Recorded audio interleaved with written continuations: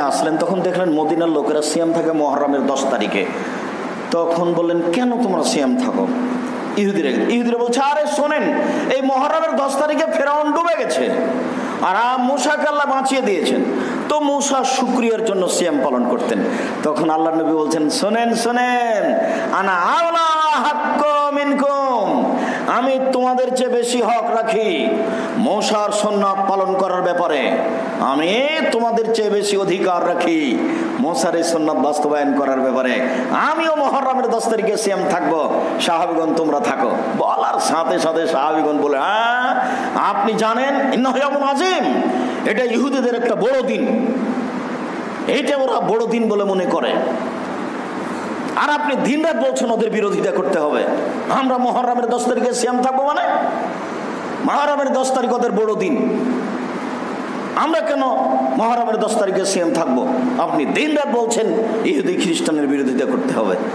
আচ্ছা আচ্ছা আচ্ছা ঠিক আছে, লাইন বাকিতো সালাতা সালিস কাবিলা, আমি যদি সামনে বছর বেঁচে থাকি লাসুমান্না তাসিয়া, তাহলে মুহররমের 9 তারিখও সিয়াম থাকবো।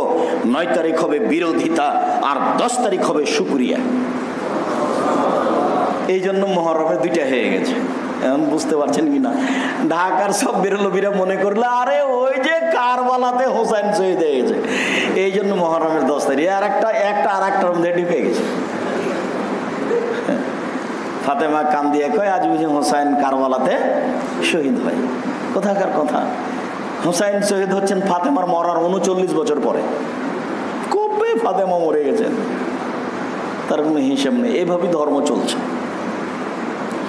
তো মুহররমের 10 তারিখের সাথে কারবালার শহীদের সাথে এটার কোনো সম্পর্ক নাই। এটা হলো ফেরাউন ডুবে গেছে, মূসাকে বাঁচিয়ে দিয়েছেন আল্লাহ।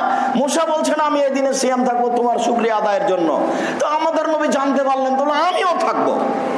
তখন সাহাবীগণ বলছেন, বলেন কি এটা ইহুদিদের সুন্নাত?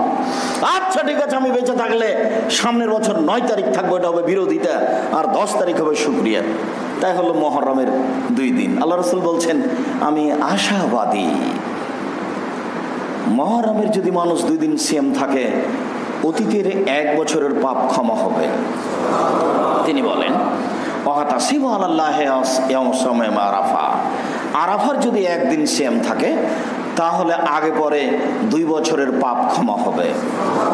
তিনি বলেন, প্রত্যেক মাসে যদি 3 দিন সিয়াম থাকে তাহলে সারা বছর সিয়াম পালন করলে জানে কি হয় তাই হবে। 1 মুহররমের 2 দিন, বিগত 1 বছর। 2 আরাফার 1 দিন, আগে পরে 2 বছর, সব পাপ ক্ষমা। 3 প্রতি মাসে 3 দিন, তাহলে সারা বছর সিয়াম। আপনি না খেয়েও সিয়াম থাকলেন, এ কথা আল্লাহ নবী বলছেন, আমরা তো আর বলিনি। 3 দিন থাকলেন তো প্রতিদিন থাকা হলো, প্রতিদিন থাকা হলো, প্রতিদিন থাকা হলো।